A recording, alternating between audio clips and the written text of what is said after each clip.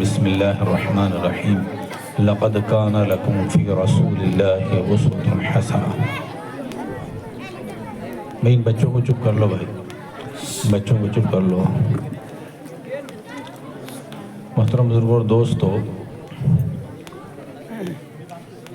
اللہ تعالیٰ نے جتنے بھی دنیا کے اندر انسان بھیجے ہیں، جو سب سے پہلا انسان ہے ان کا نام ہے آدم۔ وہ سب سے پہلے انسان اور وہی سب سے پہلے نبی بھی ہے۔ انسان بھی سب سے پہلے وہی ہے اور وہ سب سے پہلے نبی ہے۔ حالانکہ نبی کی ضرورت تو بعد میں پڑتی ہے، لیکن اللہ تعالیٰ کو یہ معلوم تھا کہ انسان کی گھٹی میں اس کی فطرت کے اندر بھولنا، نافرمانی کرنا، گناہ کرنا اس کی فطرت میں ہے۔ اول الناس جو سب سے پہلا انسان تھا اسی سے بھول ہو گئی تھی، حضرت آدم علیہ السلام سے۔ تو اللہ تعالیٰ نے حضرت آدم علیہ السلام کو انسان کے علاوہ سب سے پہلا نبی بھی بنایا۔ اے بیٹا چپ ہو جاؤ، خاموش ہو جاؤ۔ انشاءاللہ زیادہ ٹائم نہیں لوں گا میں، مجھے بھی نیند آ رہی ہے۔ چپ چاپ بیٹھ جاؤ، ادھر دیکھو۔ تو حضرت آدم علیہ السلام سے نبوت کا سلسلہ شروع ہوا، تو وہاں سے لے کر آپ صلی اللہ علیہ وسلم تک 1.25 لاکھ نبی آئے۔ سب سے آخر میں جناب محمد الرسول اللہ صلی اللہ علیہ وسلم، اور اللہ کے رسول کو فرمایا گیا ہے خاتم النبیین، آخری نبی، اب کوئی نبی نہیں۔ اس طریقے سے دین اسلام آخری دین، ان الدین عند اللہ الاسلام، اللہ کے نزدیک کوئی دین اگر ہے تو وہ اسلام ہے۔ تو اللہ کے رسول صلی اللہ علیہ وسلم آخری نبی، دین اسلام آخری، اور قرآن کریم آخری کتاب۔ 4 کتابیں اللہ تعالیٰ کی۔ سب سے پہلے جو کتاب نازل ہوئی ہے وہ ہے تورات، حضرت موسیٰ علیہ السلام پر۔ دوسری کتاب ہے زبور، جو حضرت داؤد علیہ السلام کو دی گئی، وَآتَيْنَا دَاوُودَ زَبُورًا۔ اور تیسری کتاب ہے انجیل، وَآتَيْنَاهُ الْإِنجِيلَ، حضرت عیسیٰ علیہ السلام کو اللہ تعالیٰ نے انجیل عنایت فرمائی۔ اور چوتھی کتاب ہے قرآن کریم۔ اے بیٹا خاموش ہو جاؤ نا، چپ چاپ ادھر دیکھو نا، میری طرف دیکھو، مجھے دیکھو، ادھر بات مت کرو۔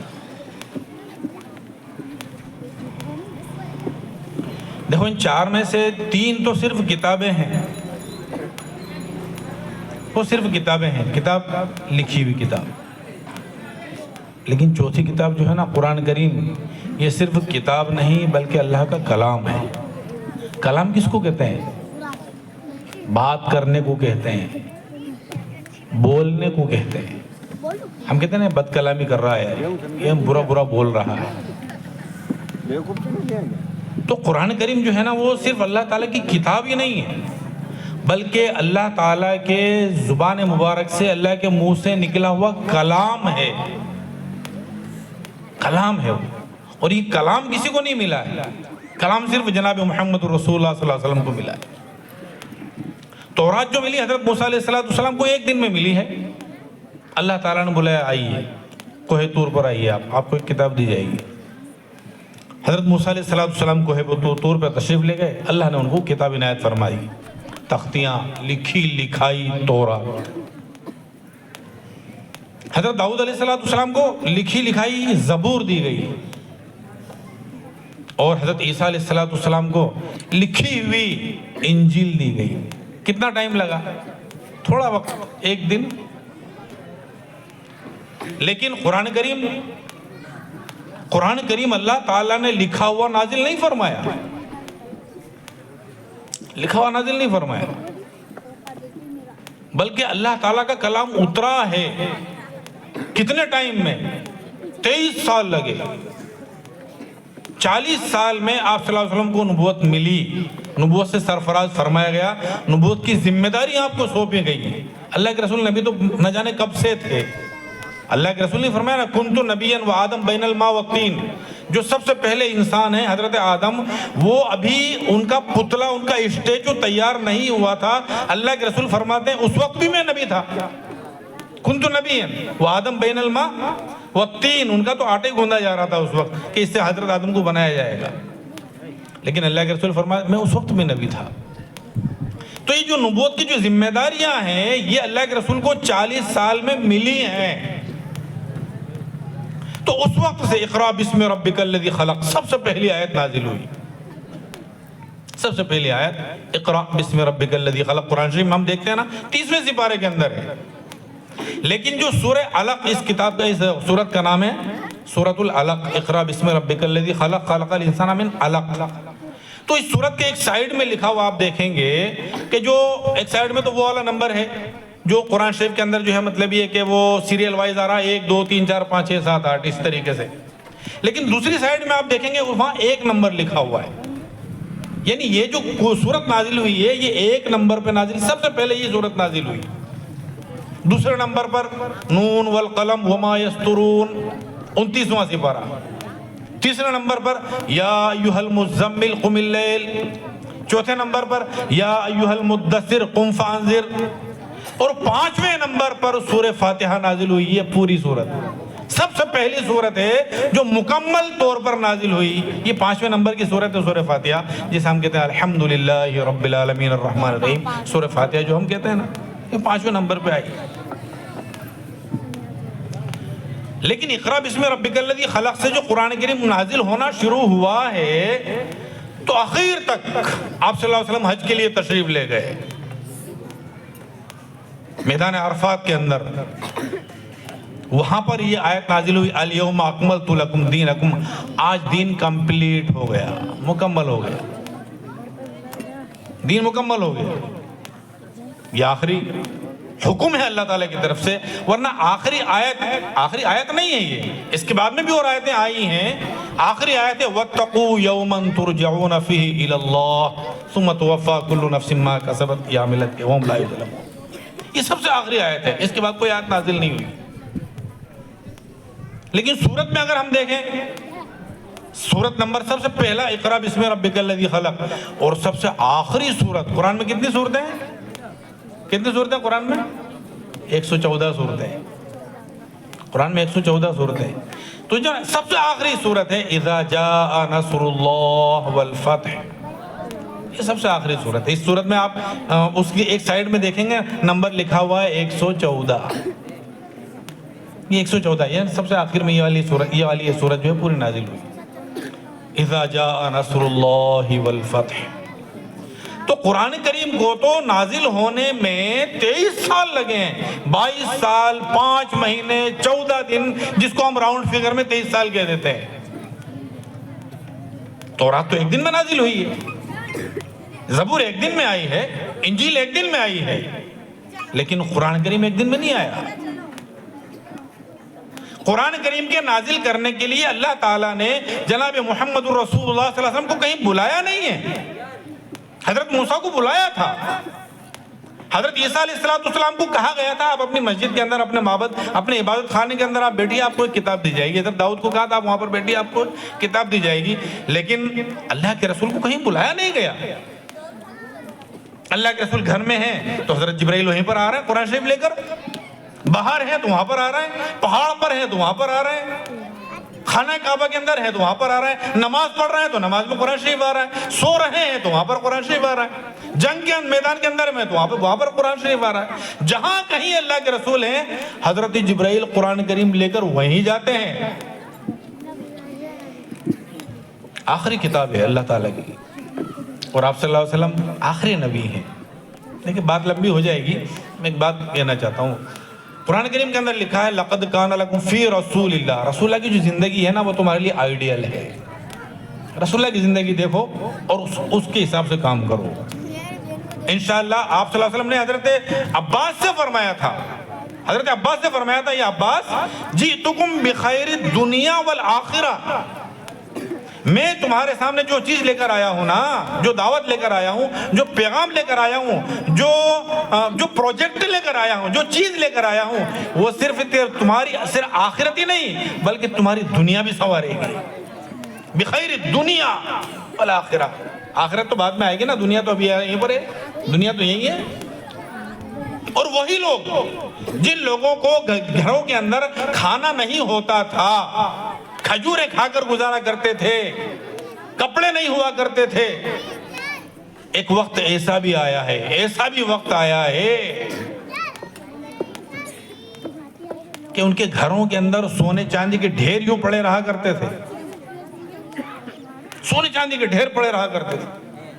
اللہ کے رسول نے فرمایا تھا ایک وقت ایسا بھی آئے گا کہ مدینہ منورہ کے اندر تمہاری زکوٰۃ وصول کرنے والا کوئی نہیں ملے گا۔ ایک وقت ایسا بھی آئے گا، اور وقت وہ آیا، ایک آدمی جو ہے اپنی زکوٰۃ کے پیسے لے کر، اور زکوٰۃ کے پیسے یہ گلٹ کے سکے نہیں ہوا کرتے تھے، یہ کاغذ کے نوٹ نہیں ہوا کرتے تھے، پیسہ اس وقت کون سا چلتا تھا؟ یا تو چاندی کا سکہ جس کو کہتے ہیں درہم، یا سونے کا سکہ جس کو کہتے ہیں دینار، دو سکے چلتے تھے، چاندی یا سونا۔ اب ایک آدمی اپنے مطلب یہ ہے کہ اپنی زکوٰۃ کا پیسہ لے کر جو ہے وہ باہر نکلا ہے اور ڈھونڈتا پھر رہا ہے کہ مدینہ منورہ کے اندر کوئی آدمی، کوئی ایسا غریب آدمی مجھے مل جائے جس کو میں یہ پیسہ دے سکوں۔ سارے مدینہ کے اندر کوئی ایسا آدمی نہیں ملا جو اس مال کو وصول کر لے۔ اتنا نوازا اللہ تعالیٰ نے۔ اللہ کے رسول نے جو فرمایا تھا نا، جئتکم بخیر الدنیا والآخرہ۔ آج بھی دیکھو نا سعودی عرب والوں کے پاس سائنس ہے کیا؟ ان کے پاس ٹیکنالوجی ان کے پاس کہاں ہے؟ انجینئرنگ ان کے پاس کہاں ہے؟ سب باہر سے بلاتے ہیں، سب باہر سے بلاتے ہیں، سب باہر سے بلاتے ہیں۔ ساری دنیا ان کی نوکری کر رہی ہے، ساری دنیا ان کی نوکری کر رہی ہے۔ اللہ نے بڑا نوازا ہے ان کو۔ جناب محمد الرسول اللہ صلی اللہ علیہ وسلم کی طفیل اللہ تعالیٰ نے ان کو بڑا نوازا ہے۔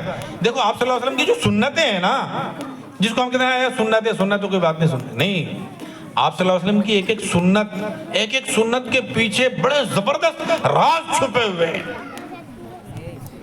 آج کل تو رسول اللہ کی جو سنتیں ہیں اس کے اوپر باقاعدہ جو بڑے بڑے سائنٹسٹ ہیں، ڈاکٹر ہیں، جو مطلب یہ کہ میڈیکل سے تعلق رکھتے ہیں، وہ لوگ ان سنتوں کے اوپر جو ہے وہ ریسرچ کر رہے ہیں کہ اس کا مطلب کیا ہے، کیوں کہا کہ بھئی کھڑے ہو کر پانی نہیں پینا چاہیے، بیٹھ کر پانی پینا چاہیے، کیوں کہا کہ 3 سانس میں پانی پینا چاہیے۔ ابھی کچھ روز پہلے آپ نے بھی، آج ماشاءاللہ یہ تو موبائل ہر آدمی کے ہاتھ میں ہے یار، ایک ذرا سا ویڈیو ڈالو کہ ساری دنیا کے اندر جو ہے پہنچ جاتا، وائرل ہو جاتا ذرا سی دیر کے اندر۔ آپ نے بھی دیکھا ہوگا کہ وہ کچھ لوگ جو ہے مطلب یہ ہم نے دیکھا کہ وہ کہہ رہا ہے کہ جو آدمی کھڑے ہو کر پانی پیتا ہے اس کے گھٹنوں کا درد کوئی ٹھیک نہیں کر سکتا۔ اگر آپ یہ چاہتے ہیں کہ آپ کے گھٹنوں کے اندر درد نہ ہو تو آپ ہمیشہ بیٹھ کر پانی پئیں۔ جو لوگ میڈیکل والے، سائنسداں لوگ، جو ڈاکٹر لوگ، جو لوگ یہ بات کہہ رہے ہیں ان کو قرآن و حدیث کا کچھ پتہ نہیں ہے، لیکن آج کا ریسرچ یہ بتا رہا ہے کہ آدمی کو کھڑے ہو کر نہیں بلکہ بیٹھ کر پانی پینا چاہیے۔ یہ بات اللہ کے رسول نے کہی ہے آج سے 1500 سال پہلے، 1500 سال پہلے۔ کون سی ڈاکٹری پڑھی تھی اللہ کے رسول صلی اللہ علیہ وسلم نے؟ کیلیفورنیا کے ایک ڈاکٹر ہیں، انہوں نے رسول اللہ کی سنتوں کے اوپر کتاب لکھی۔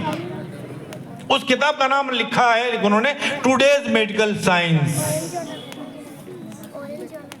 اور آپ صلی اللہ علیہ وسلم کے بارے میں لکھا ہے biggest surgeon in the world Muhammad, ساری دنیا کے اندر سب سے بڑا سرجن اگر کوئی ہے تو وہ محمد صلی اللہ علیہ وسلم ہے۔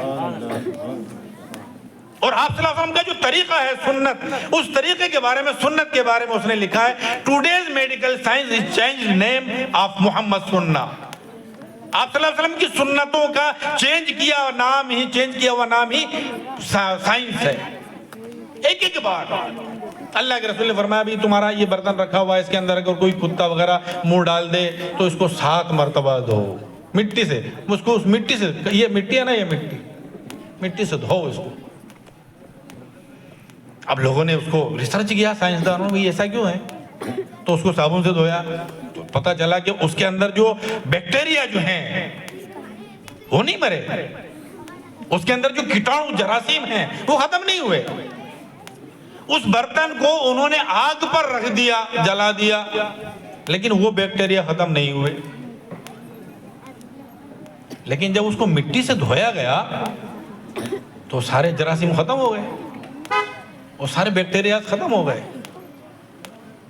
یہ بات اللہ کے رسول نے فرمائی ہے, مٹی سے ہاتھ دھو لو. ہمارے پاس جیسے ہم آج کل ہم صابن وابن رکھتے ہیں نا, بھائی صابن ہے, ہینڈ واش ہے نا, صابن ہے, کچھ بھی ہے. اللہ کے رسول نے مٹی سے دے. آج کل کے تو مطلب یہ ہے کہ جیسے کہ نا بھائی بچے آج کل جو ہے ان کا بچوں کے اندر جو ہے وہ کیا کہتے ہیں, وہ قوت مدافعت, اس کو کیا کہتے ہیں, وہ امیونٹی. آج کل بچوں کے اندر وہ امیونٹی نہیں پائی جاتی, قوت مدافعت, یعنی بیماریوں سے لڑنے کی طاقت بچوں کے اندر نہیں ہے. تو آج کی سائنس یہ کہہ رہی ہے اور ڈاکٹر لوگ یہ کہہ رہے ہیں کہ اپنے بچوں کو مٹی میں کھیلنے دو, اپنے بچوں کو مٹی میں کھیلنے دو. ہم شہر کے رہنے والے, مٹی کہیں ہوتی نہیں. گاؤں کے جو بچے ہوتے ہیں ان کے اندر قوت مدافعت, امیونٹی بہت زبردست ہوتی ہے, چھوٹی موٹی بیماریاں ہی ختم ہو جاتی ہیں. کیا وجہ ہے اس کی؟ اللہ تعالیٰ نے اس زمین کے اندر, اس مٹی کے اندر ایسی خاصیت, ایسا اثر رکھا ہوا ہے. اللہ کے رسول کی نظریں اس کو دیکھ رہی ہیں, ہم نہیں دیکھ سکتے نا. رسول اللہ کی نظریں اس کو دیکھ رہی ہیں. میری امت کا کون مطلب فائدہ کس چیز کے اندر ہے, وہ ساری باتیں اللہ کے رسول نے ہمیں بتائی. اس زمانے کے لوگ سائنس کیا ہوتا ہے نہیں سمجھتے نا, میڈیکل کیا ہوتا ہے نہیں سمجھتے نا, انجینئرنگ کیا ہوتا ہے نہیں سمجھتے, لیکن اللہ کے رسول کو سب کچھ معلوم ہے. تو اللہ کے رسول ان کو بتا رہے ہیں, ان لوگوں نے بلا چون و چرا اس بات کو ایکسیپٹ کیا ہے, قبول کیا ہے, اور ماشاءاللہ بہترین زندگی گزاری ہے. اللہ کے رسول نے فرمایا کھانا کھاؤ تو اپنے پیٹ کے 3 حصے کرو, 3 حصے کرو. 3 حصوں میں سے ایک حصے کے اندر کھانا ہو, 33%, ایک حصے کے اندر پانی ہو, اور ایک حصہ خالی رکھو. خالی رکھو, پیٹ بھر کر نہیں کھانا. دنیا کے اندر مسل مشہور ہے, زیادہ کھانا بیماری کو بلانا. اور آج ہم میں سے ہر آدمی یہی کرتا ہے کہ زیادہ ہی کھانا ہے, کم تو کھانا ہی نہیں ہے. مدینہ منورہ کے اندر ایک نئے ڈاکٹر صاحب آئے. مدینہ جو نا, مدینہ کا نام تھا یثرب.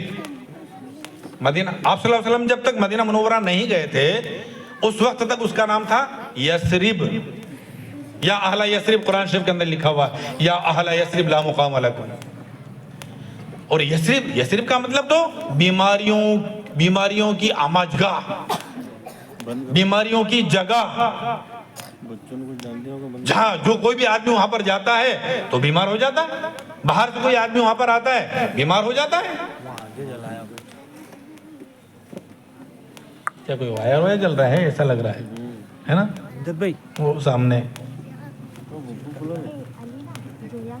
ارے بھائی بس وہ دیکھ لیں گے, آپ بیٹھ جا بیٹا, بیٹھ جا, وہ دیکھ لیں گے انشاءاللہ. آپ صلی اللہ علیہ وسلم دونوں, ابھی ادھر سنو. آپ صلی اللہ علیہ وسلم جب مدینہ منورہ میں تشریف لائے نا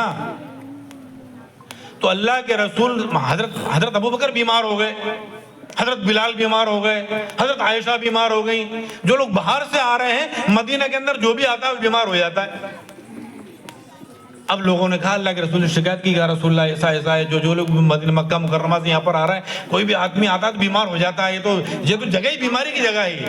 اللہ کے رسول صلی اللہ علیہ وسلم نے ہاتھ اٹھا دیا, اللہ یا اللہ مدینہ منورہ کے بخار کو, یہاں کی بیماریوں کو جوفہ میں بھیج دے. وَانْقُلْ حُمَّهَا بِالْجُعْفَى, یا اللہ یہاں سے بیماری کو ختم کر دے, اور یہاں جو بیماریاں بخار وغیرہ اس کو باہر بھیج دے یہاں سے. مدینہ کی خاک شفا ہو گئی, مدینہ کی خاک شفا ہو گئی. آج کل لوگ ہمارے یہاں جب جاتے ہیں تو بھئی خاک شفا کہاں سے ملے گی, وہ وہاں سے خاک شفا لاتے ہیں کہ بھئی خاک شفا ہے. وہ مدینہ جو تھا, جو یثرب تھا, مدینہ جو ہے نا, مدینہ عربی کا لفظ ہے. بھائی سن لو, مدینہ عربی کا لفظ ہے, اور عربی میں مدینہ, اس کو اگر ہم انگریزی میں ٹرانسلیٹ کریں تو اس کا مطلب ہوتا ہے سٹی. مطلب کیا ہوتا ہے اس کا؟ شہر، سٹی، عربی میں مدینہ. تو اس کا نام پڑ گیا مدینۃ النبی، رسول اللہ کا شہر، سٹی آف میسنجر، آپ صلی اللہ علیہ وسلم کا شہر. اب وہ مدینۃ النبی ایسا چلا کہ یثرب تو غائب ہو گیا اور آج کل مدینہ منورہ رہ گیا. تو خیر میں بات لمبی ہو گئی. مدینہ منورہ کے اندر جب صحابہ کرام جو ہجرت کر کر کے جب یہاں پر آ رہے تھے تو ایک ڈاکٹر صاحب وہاں پر آئے اور ڈاکٹر صاحب نے وہاں پر دکان کھولی کہ یار یہ لوگ باہر سے آ رہے ہیں اور یہاں پر میری پریکٹس خوب چلے گی اور میرا جو ہے مطلب خوب دواخانہ چلے گا اور خوب کاروبار میرا چلے گا. صاحب 1 مہینہ 2 مہینہ 3 مہینہ سال بھر ہو گیا 2 سال ہو گیا اور دکان اٹھا لی انہوں نے. یار میری دکانیں نہیں چل رہی، بھوکے مر رہا ہوں. ڈاکٹر صاحب کی دکان ہی نہیں چل رہی، کیا بات ہے، دکان کیوں نہیں چل رہی؟ اللہ کے رسول کے سامنے بات آئی، یا رسول اللہ ڈاکٹر صاحب آئے تھے بیچارے اور جا رہے ہیں. اللہ کے رسول نے فرمایا کہ بھئی ہمارے لوگ بیمار اس لیے نہیں ہوتے ہیں کہ انہوں نے پیٹ کے 3 حصے کیے ہوئے ہیں، ایک میں کھانا، ایک میں پانی، ایک خالی رکھتے ہیں. اللہ کے رسول نے ساری زندگی پیٹ بھر کر کھانا نہیں کھایا، ساری زندگی. فرمایا گیا ہے کہ اس امت کے اندر سب سے پہلی بدعت جو شروع ہوگی وہ ہوگی پیٹ بھر کر کھانا کھانے کی. بتاؤ ہم میں سے کون ہے جو خالی پیٹ تھوڑا بہت بھوک باقی رہ جاتی ہے اور نہیں ابھی تو ایک اور کھا سکتا ہوں، اور پیٹ بھر گیا پھر بھی اگر کچھ میٹھا آ جائے تو وہ بھی چلے گا، گلاب جامن آ جائے تو ہاں چلے گا، اور وہ ہو گیا سب کچھ، اگر کچھ اور چیز ہے یعنی ربڑی ہے بہترین، ہاں چلو چل جائے گی، سب چلے گا. اس لیے بیمار ہو گئے. ہمارے یہاں ہندوستان کے اندر جو ہے وہ 150 کروڑ اتنا مطلب ہے کہ ہاسپٹل کے اندر جو ہارٹ کے جو مطلب ہے کہ پیشنٹ ہے نا ان کا علاج 150 کروڑ تک چلتا ہے 1 سال کے اندر. اتنا روپیہ خرچ ہوتا ہے. سب اللہ کے رسول کی سنتوں پر اگر عمل کیا جائے گا انشاءاللہ تو چاروں طرف سے فائدے ہیں بھائی، دنیا کا فائدہ بھی ہے اور دین کا فائدہ بھی ہے. لیکن ان سنتوں کو سمجھنا پڑے گا نا. اللہ کے رسول نے فرمایا لقد کان لکم فی رسول اللہ اسوۃ حسنہ. رسول اللہ کی زندگی آئیڈیل ہے تمہارے لیے، آئیڈیل. ہم سمجھتے ہی نہیں ہیں، ہم یہ سمجھتے کہ یار ملا مولویوں کا کام اور کس کا کام، وہ سب ملا مولوی دے گیا. 1.25 لاکھ صحابہ کرام تھے، 1.25 لاکھ کتنے 1.25 لاکھ. اب بڑے بڑے بزنس میں لوگ